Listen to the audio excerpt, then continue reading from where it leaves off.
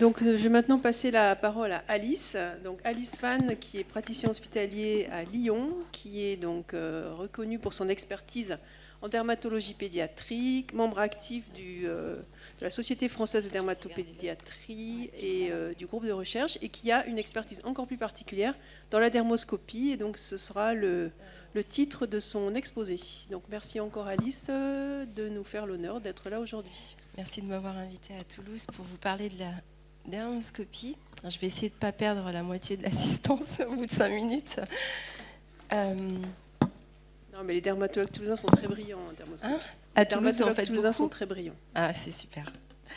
Alors du coup, pour ceux qui sont un peu moins habitués ou qui ne font pas du tout de dermoscopie, je vous rappelle que c'est une technique qui maintenant qui est plus du tout, enfin qui est rentrée un petit peu dans les mœurs, même pour les médecins généralistes.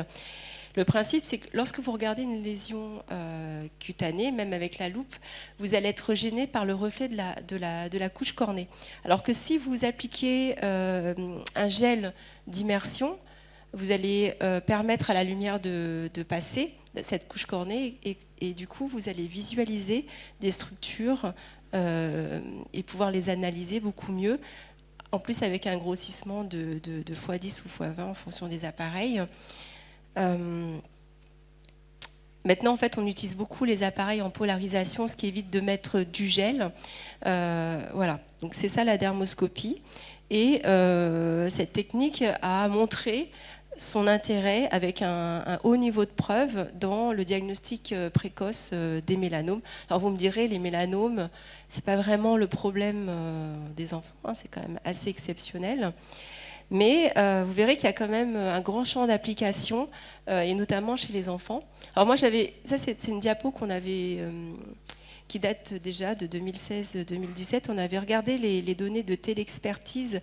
Donc vous savez, c'est les médecins généralistes, pédiatres et dermatologues de la région, même de la France, qui nous envoient des demandes d'avis. On a à peu près 20% de demandes concernant des enfants. Et vous voyez, parmi les photos qu'on reçoit, on a quand même 47% de photos en dermoscopie. C'est-à-dire que maintenant, les généralistes, pas encore les pédiatres, mais les généralistes se mettent à la dermoscopie. Là, c'est toutes les pathologies de l'enfant qui sont concernées par cette téléexpertise. Et les névus font quand même pratiquement 40% des demandes. Alors que quand même le mélanome c'est très très rare chez l'enfant. Et parmi ces névus, vous voyez, il y a une grande part de névus congénitaux. Bien sûr, pratiquement la moitié de névus acquis et quand même une part assez importante de névus de Spitz-Reed. Les champs d'application sont, comme je vous ai dit, assez larges. Ça va de la lésion mélanocytaire jusqu'à toutes les autres tumeurs pigmentées ou non de l'enfant. Alors moi, je ne vous parlerai pas des lésions mélanocytaires parce que je ne vous parlerai pas des névus congénitaux acquis, même si c'est très fréquent, parce que je pense que ça pose... je vous dis, le diagnostic de mélanome, même s'il existe, il est quand même assez rare. Et en réalité, les névus congénitaux, on les regarde en dermoscopie, mais je vous avoue que quand vous avez ça, je pense que ça ne sert pas à grand-chose, malheureusement. C'est plus de la palpation, tout ça, et puis tous les algorithmes qu'on connaît dans les lésions mélanocytaires pour la détection des mélanomes, en fait, c'est pas applicable aux névus congénitaux, donc faut rester assez honnête, ça sert pas à grand-chose, en fait. Puis vous avez toutes ces autres lésions dont je vais vous parler, non mélanocytaires, celles qui sont pigmentées, pas pigmentées. Enfin, je ne vais pas tout vous faire parce que j'ai pas assez de temps. Je vais me mettre que dans des situations assez fréquentes.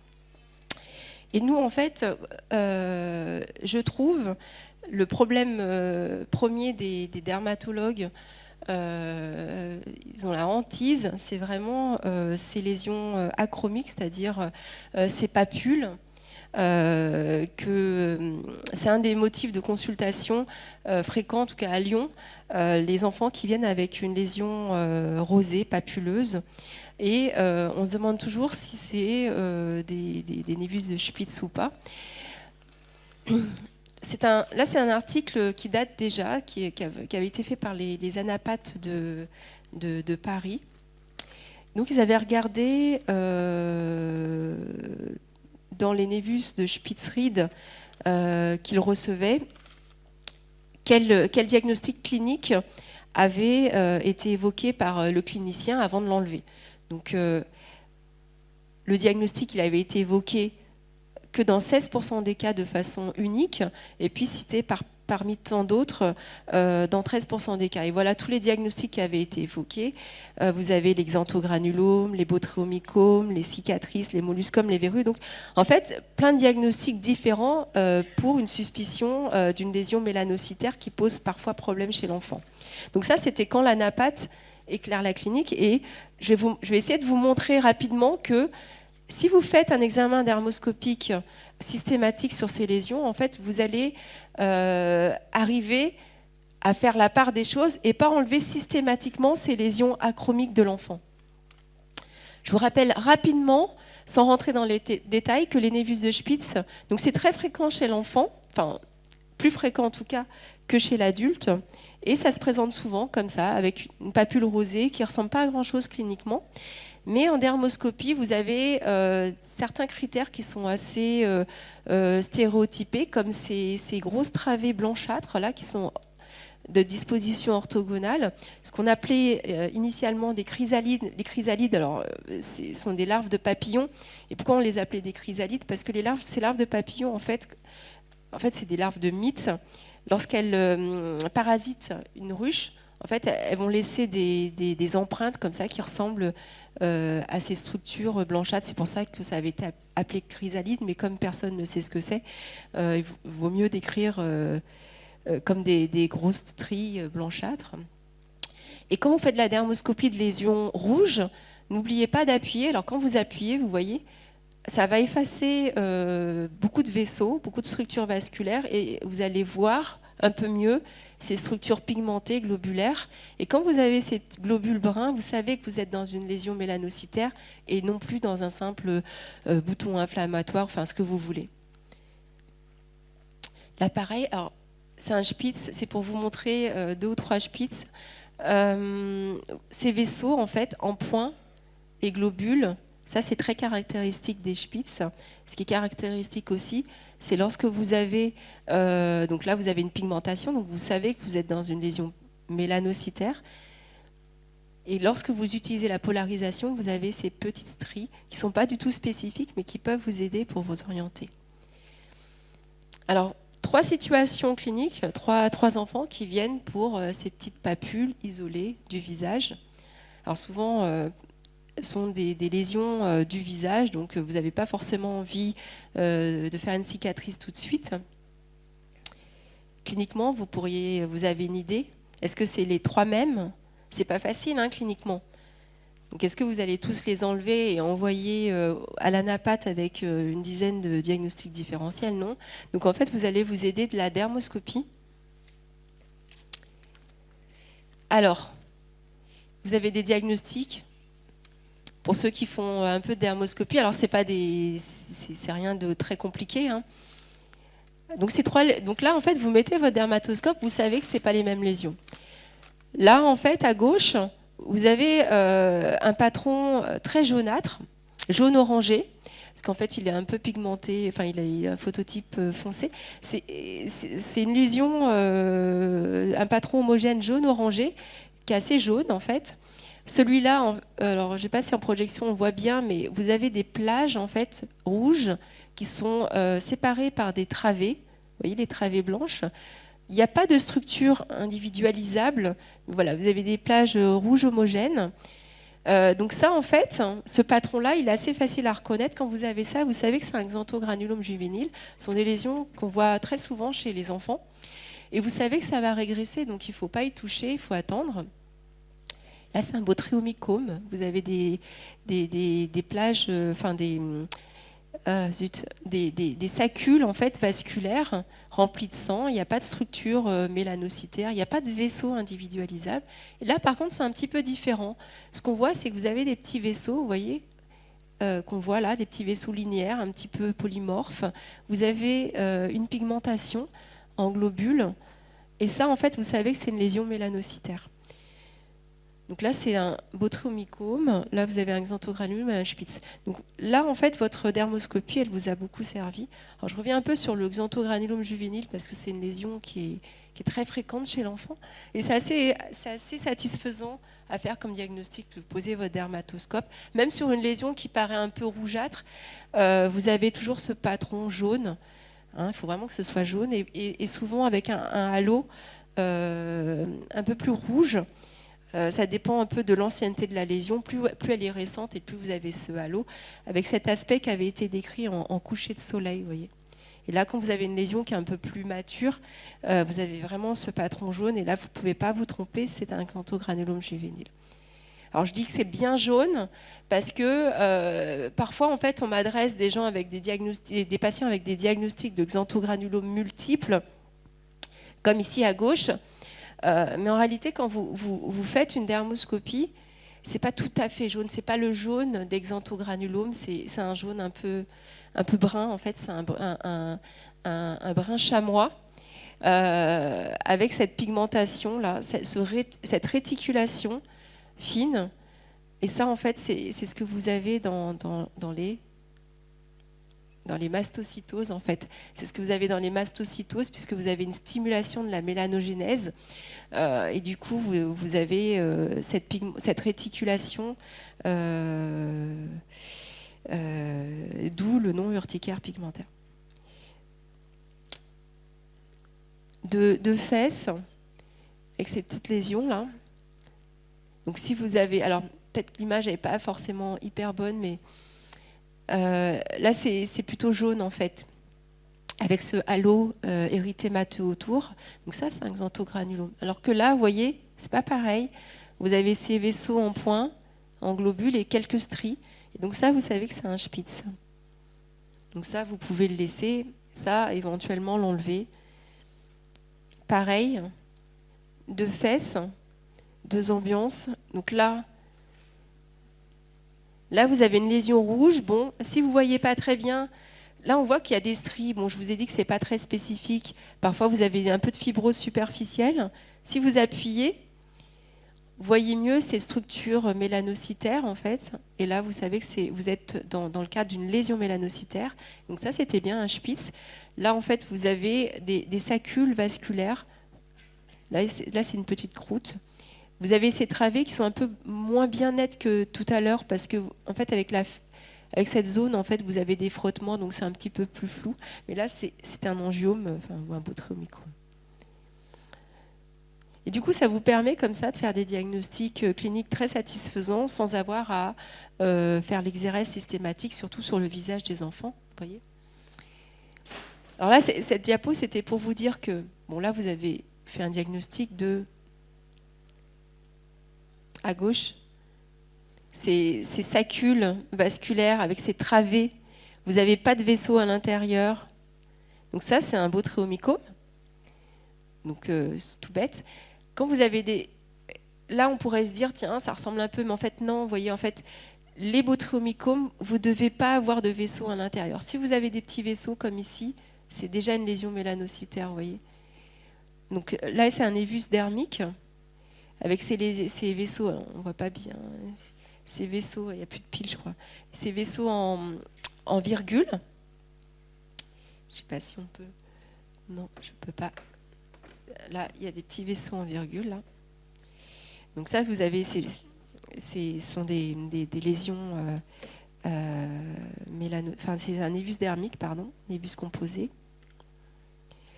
Du coup, maintenant, vous avez compris... On peut continuer. Donc là, vous avez deux lésions de la joue. C'est compliqué, hein. Lui, il a 4-5 ans, faire une exérèse comme ça, juste pour savoir ce que c'est dur. Mais voilà, deux enfants. Vous avez la dermoscopie. Est-ce que c'est pareil? Alors moi, j'appuie pas et puis j'appuie des fois. Donc là, en fait, à gauche, là, c'est sans appui. Donc Donc là, j'appuie pas, mais vous devinez qu'il y a quand même des globules bruns. Donc en fait, on va appuyer pour vous aider. Donc là, on est dans quelque chose de mélanocytaire. Donc ça, c'est un névus, en fait. Ça paraît pas cliniquement, mais c'est un névus. Puis comme il se modifiait, en fait, j'ai fini par l'enlever. C'était bien un névus de Spitz. Merci, c'est gentil. Oui, le rouge, c'est mieux. Donc, il s'agissait d'un névus de Spitz qui se modifiait. Donc, c'est pour ça que je l'avais enlevé. On aurait peut-être pu le surveiller, je ne sais pas. Là, c'est un peu différent. La couleur, alors comme c'est une projection, je vous le dis, la couleur elle n'est pas rouge, elle n'est pas jaune non plus. C'est pas l'aspect d'un xanthogranulome. La couleur elle est ce qu'on appelait avant quand on apprenait la sémiologie, une espèce de jaune coin, un aspect lupoïde. Alors là vous appuyez, vous avez cet aspect un peu lupoïde. Et quand vous avez cette couleur un peu jaune coin, en fait la dermoscopie elle n'a rien inventé, hein, c'est la sémiologie d'avant.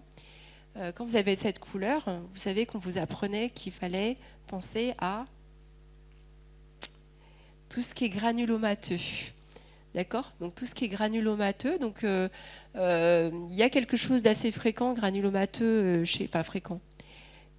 Ça arrive de temps en temps, surtout après les vacances, en retour d'un pays exposé.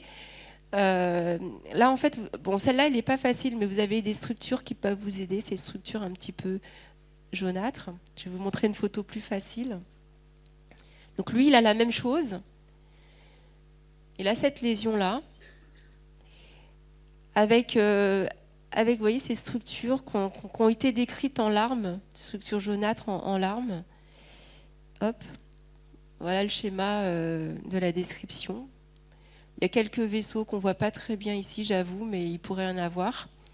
Et là, vous faites le diagnostic de leishmaniose, exactement. Donc la leishmaniose a été décrit. Voilà, c'est pas forcément facile, mais quand on a l'habitude, vous reconnaissez ce jaune coin et ces petites structures, surtout en larmes jaunes, en fait, on y pense. Assez vite. Alors ces structures, en fait, ces points jaunes, c'est parce que vous avez des espèces de clous de kératine en fait dans les follicules. C'est pour ça que quand vous arrachez les croûtes, vous voyez, vous avez ces spicules là, et ça correspond à ça en fait.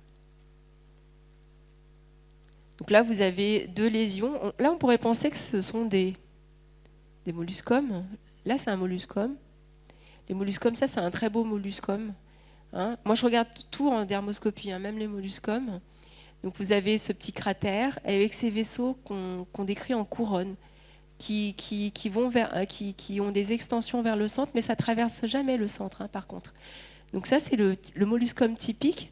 Puis là, en fait, c'est pas terrible, hein, ça ressemble pas bien à un molluscome. Même si vous savez pas ce que c'est, vous savez que c'est pas un molluscome. Donc vous vous dites, tiens, là, je vais pas m'amuser à cureter. En fait, c'est ce patron-là, et comme je vous l'ai dit tout à l'heure, c'est une leishmaniose. Voilà, les molluscomes, vous en verrez, enfin moi on en voit beaucoup hein, quand on voit des enfants. Voilà. Bon, c'est rigolo à regarder, hein. Il y en a il y a des amas plus ou moins importants au centre. En fait, plus vous regardez des choses communes, et plus vous allez faire votre œil, et quand vous verrez un truc qui est bizarre, et ça va vous faire tilt. Il ne faut pas sortir juste son dermatoscope quand c'est bizarre. Donc 2 enfants, qu'est-ce qu'ils ont cliniquement? C'est quoi? Ça, c'est quoi ça? Ça ressemble à des molluscomes comme ça, cliniquement, vous êtes d'accord? Donc effectivement, là, en fait, la dermato, elle a cureté. Elle a commencé à cureter, sauf que, en plus, sa sœur avait la même chose. Donc elle a cureté, sauf que ça saignait pas pareil. Donc on regarde en dermoscopie. Alors je vous ai dit que le molluscome, il y a un cratère central, et puis il y a des vaisseaux en couronne. Donc lui, en fait, effectivement, ce sont bien des molluscomes. Là, il y a un truc qui ne va pas. Là, c'est la lésion qui est là. Donc c'est pour ça qu'il y a un effet un peu bizarre. Mais... donc cette lésion, il n'y a pas de cratère central.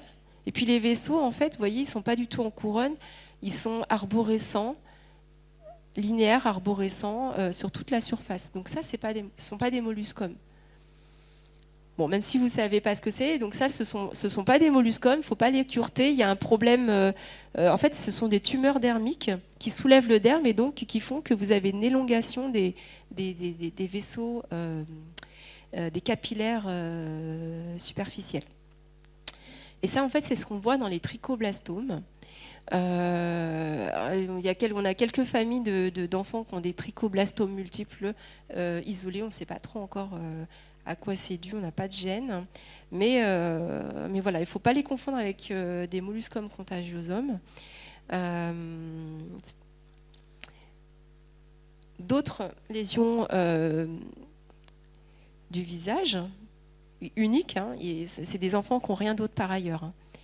Dermoscopie. Donc là, vous voyez, c'est pas pareil. Là, en fait, vous avez la même chose que tout à l'heure, des vaisseaux très bien limités, arborescents sur toute la surface. Donc vous avez une tumeur dermique qui pousse.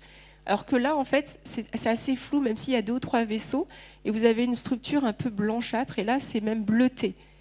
Et ça, vous avez ça. Donc là, c'est une tumeur dermique, c'est aussi un trichoblastome. Ici, en fait, vous avez, ce sont des kystes, des pilomatrichomes avec ces structures. Alors, le pilomatrichome, il est un peu plus bleuté que le kyste épidermique. Et ça, ce sont des lésions qu'on voit très souvent chez l'enfant. Un autre exemple de l'utilité. Donc là, pareil, c'est 2 enfants qui ont des petites papules au niveau des régions axillaires. Elle aussi, elle a été curetée. Pardon. Donc, toutes les 2 ont été curetées. Sauf qu'elle, il y a un truc qui n'allait pas, donc en fait, elle m'a été adressée pour ça. Quand vous posez votre dermatoscope, vous ne voyez pas la même chose. Donc là, en fait, on voit bien que ce sont des molluscomes, mais là, en fait, vous voyez bien que ce ne sont pas des molluscomes. Donc ça, ce n'est pas des molluscomes. Et ça, c'est ce qu'on... Pour ceux qui font de la dermoscopie, ça vous rappelle quoi, ça ? Vous avez quelques vaisseaux dilatés, là, comme ça, là. Enfin, dilatés. Linéaire le long de ces petites papules.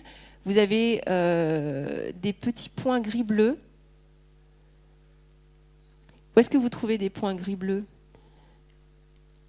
Dans les carcinomes basocellulaires. Donc en fait, ça c'était on avait fait une histo, elle avait dit trichoblastome également. Mais c'est un peu plus que des trichoblastomes. En fait, ça, ce sont des amartomes basocellulaires. Et c'était un syndrome de Gorlin, mais en mosaïque. Et du coup, elle n'avait aucun autre critère du Gorlin par ailleurs. Pas de bosse frontale, pas de choses comme ça, en fait. Donc la mosaïque, elle était assez faible, elle était à moins de 2%, je crois. Alors des choses un peu plus communes, quand vous avez des choses sur les fesses, c'est bien de voir que ce ne sont pas des verrues, mais plutôt des molluscomes. Ça évite de mettre des produits non adaptés, notamment du Molutrex sur les verrues du siège. Parce que ça, j'en ai déjà vu, en fait. Ça brûle un peu.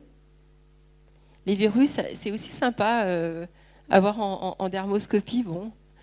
Hein, je vous rappelle que les verrues, vous avez une hyperkératose de l'épiderme, et donc vous allez avoir une élongation des vaisseaux superficiels, et quand la verrue est plane, en projection horizontale, en dermoscopie, vous allez avoir plein de petits points.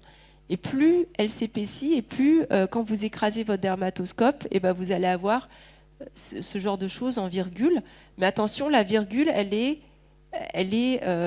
entourée d'un halo blanc. Ça, c'est hyper important. Toutes les tumeurs kératinisées, il y a un halo blanc. Quand vous n'avez pas le halo blanc, méfiance.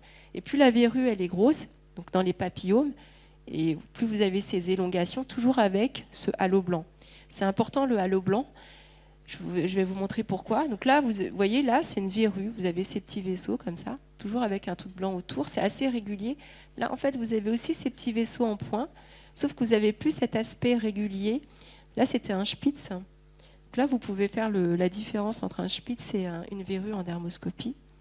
Là, pareil. Là, c'est 2 coudes. Là, en fait, vous avez... alors ça, c'est pas ma photo, mais en fait, on voit les les petits vaisseaux avec toujours ce halo blanc autour. Donc là, ça a saigné.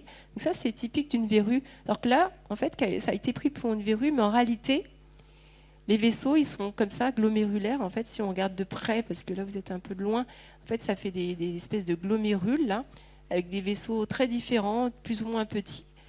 C'est pas très régulier. Et ça, en fait, c'était un Spitz qu'on a enlevé parce qu'il était assez irrégulier.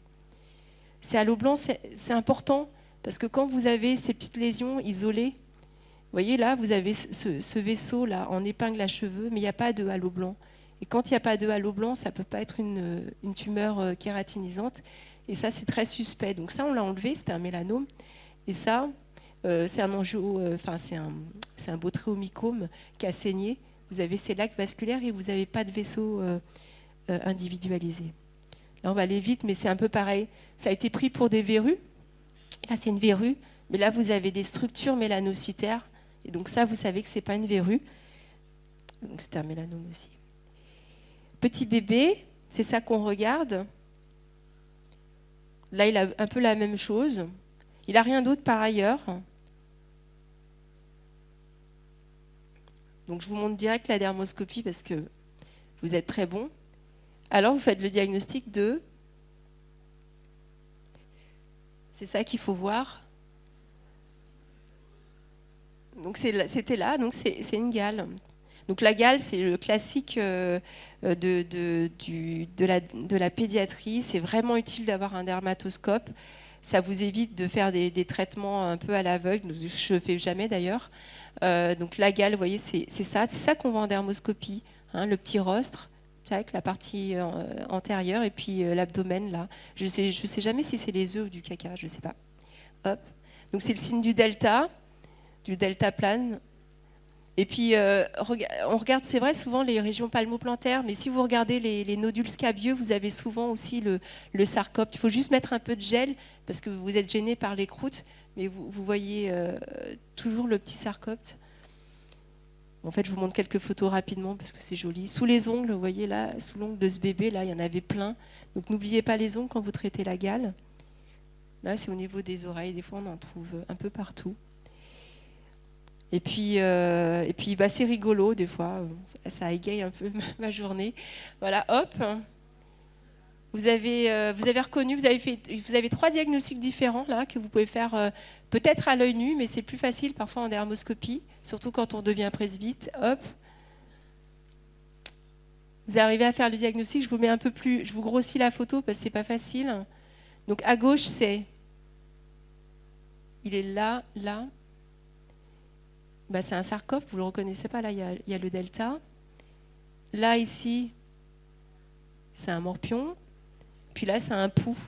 Donc c'est rigolo à voir, mais ça me permet de faire une petite transition rapide. Je ne sais pas si j'ai pas trop dépassé. Avec les cheveux, c'est aussi une autre application. On peut faire beaucoup de choses. Ça peut être très utile, la dermoscopie. Là, c'est 2 nouveau-nés, ou en tout cas, premier mois de vie. Parfois, vous avez des alopécies localisées. On hésite toujours entre est-ce que c'est une aplasie, est-ce que c'est autre chose. Vous voyez, c'est pas facile cliniquement, au début en tout cas. Et quand vous regardez en dermoscopie, en fait, vous arrivez mieux à poser un diagnostic parfois. Là, en fait, vous avez une zone très atrophique, très bien limitée, avec même, vous voyez les bulbes des cheveux, en fait, les racines, par transparence. Donc ça, c'est une aplasie cutanée. Alors que là, vous voyez, en fait, on ne voit pas la même chose, même si c'est un peu rosé cliniquement. Ce qu'on voit en dermoscopie, c'est ces structures un peu jaunâtres, un peu floconneuses, là, du début. Et ça, en fait, c'est ce qu'on voit dans les amartomes sébacés chez les nouveau-nés. Avec le temps, ce sont des lésions qui vont devenir plus jaunâtres, plus faciles à diagnostiquer, mais au début, c'est pas facile, parfois. Avec le temps, vous voyez, ça devient un peu plus jaunâtre, comme ici. Donc là, un peu plus facile. Là, vous avez une zone d'alopécie. Vous pouvez faire le diagnostic cliniquement, mais c'est mieux de poser un dermoscope. Et qu'est-ce qu'on voit? Bon, là, c'est facile, vous avez l'habitude. Ces petits vaisseaux comme ça, là, avec un renflement distal, des vaisseaux qu'on appelle en point d'exclamation. Les cheveux. Donc ça, c'est une pelade.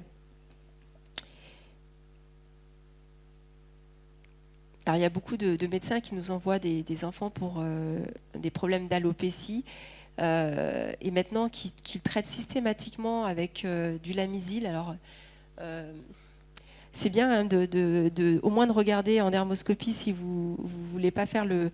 Normalement, on est censé faire un prélèvement, mais bon, ce n'est pas toujours fait. La pelade, c'est assez facile à diagnostiquer, surtout quand elle est récente. Quand vous avez les cheveux en point d'exclamation, ça veut dire que c'est une pelade récente. C'est le point d'exclamation, mais sans le point. Hein. Parfois, vous pouvez réussir à les voir cliniquement. Vous voyez, là, je vous ai fait une photo. Là, on les voit, les points d'exclamation, cliniquement. Mais c'est plus facile quand même quand vous avez la dermoscopie. Vous avez d'autres types de cheveux que vous pouvez voir, mais c'est moins spécifique, comme les points jaunes, tout ça. Parfois, c'est utile quand vous n'avez pas des plaques très bien arrondies, très bien limitées, comme ici, vous avez une zone d'alopécie mal limitée, surtout en rétro-auriculaire, et quand vous mettez votre dermatoscope, vous savez que c'est une pelade. Là, c'est 3 petites filles qui ont des choses différentes, qui ont des cheveux clairsemés au niveau du vertex. Bon, on peut éventuellement évoquer des diagnostics, mais c'est vrai que si vous avez un dermatoscope, c'est plus facile. Là, en fait, c'est une forme assez trompeuse parce que là, c'est pas évident à faire comme diagnostic.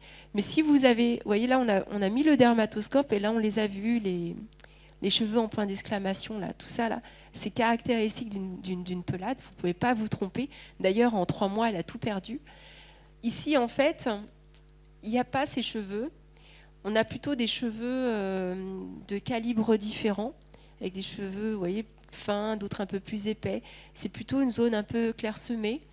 Et ça, c'est ce qu'on voit dans les alopécies androgénétiques chez l'adulte, mais aussi chez certains enfants prépubères. Ici, en fait, vous avez une zone d'alopécie. Alors, je vous décris parce que de loin, comme ça, c'est pas facile. Vous avez des petits cheveux un petit peu coupés à des longueurs différentes, des cheveux dystrophiques, des espèces de débris de cheveux. Et là, en fait, ben moi, je vois pas bien, mais ça, c'est normal, j'ai pas une bonne vue. Ici, en fait, il y a des cheveux, il y a un petit cheveu en fourche qu'on appelle une j'ai un trou de mémoire. Voilà, vous avez une petite fourche ici. Donc ça, c'est ce qu'on voit dans les cheveux traumatisés. Et donc, c'est une trichotillomanie. Donc les trichotillomanies, c'est facile à diagnostiquer aussi en dermoscopie. Zone de pelade d'alopécie occipitale. Là, il s'agit bien d'une pelade. Vous avez ces cheveux en point d'exclamation, avec même une petite repousse d'une poussée antérieure avec ce duvet blanc. Ici, c'est un peu différent. Vous n'avez rien de tout ça. Vous avez des cheveux un peu cassés à des longueurs différentes qui n'ont pas de spécificité. Donc ça, c'est plutôt des alopécies de traction. Pas facile chez les enfants africains qui souvent, les enfants ils sont rasés ou alors il y a des tresses. On ne sait plus si c'est des zones un peu de traction ou pas. Mais c'est vrai que quand on a un doute et qu'on met le dermatoscope et qu'on voit ces petits cheveux en fait, qui ont été décrits en tire-bouchon ou en arrobase, vous voyez tout ça là, on sait qu'il y a un truc qui se passe. C'est pas juste de la traction.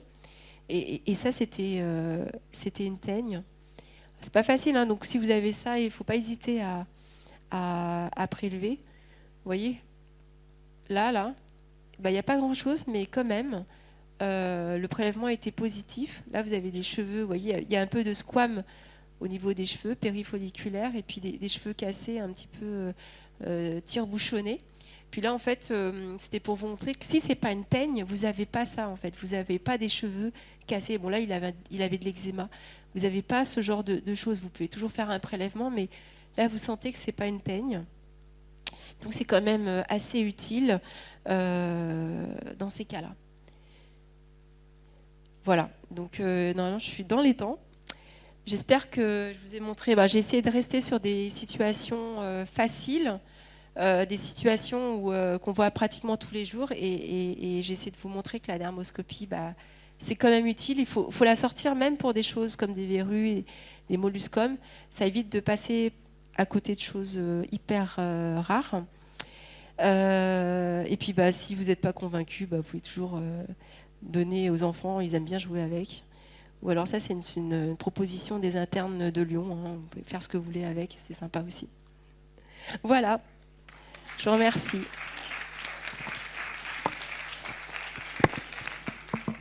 Merci Alice pour ce topo, là encore très didactique, à la fois pour ceux qui en font et puis ceux qui en font pas, peut-être se dire tiens, je pourrais essayer effectivement. Est-ce que vous avez des questions à poser à Alice? Tout le monde est convaincu par l'utilisation du dermoscope. Tu aurais dû le mettre en coiffure, effectivement. Tu aurais dû le mettre en coiffure. Ça tiendrait un tout fin. Bon, merci encore. Je pense qu'on peut applaudir Alice pour son super topo.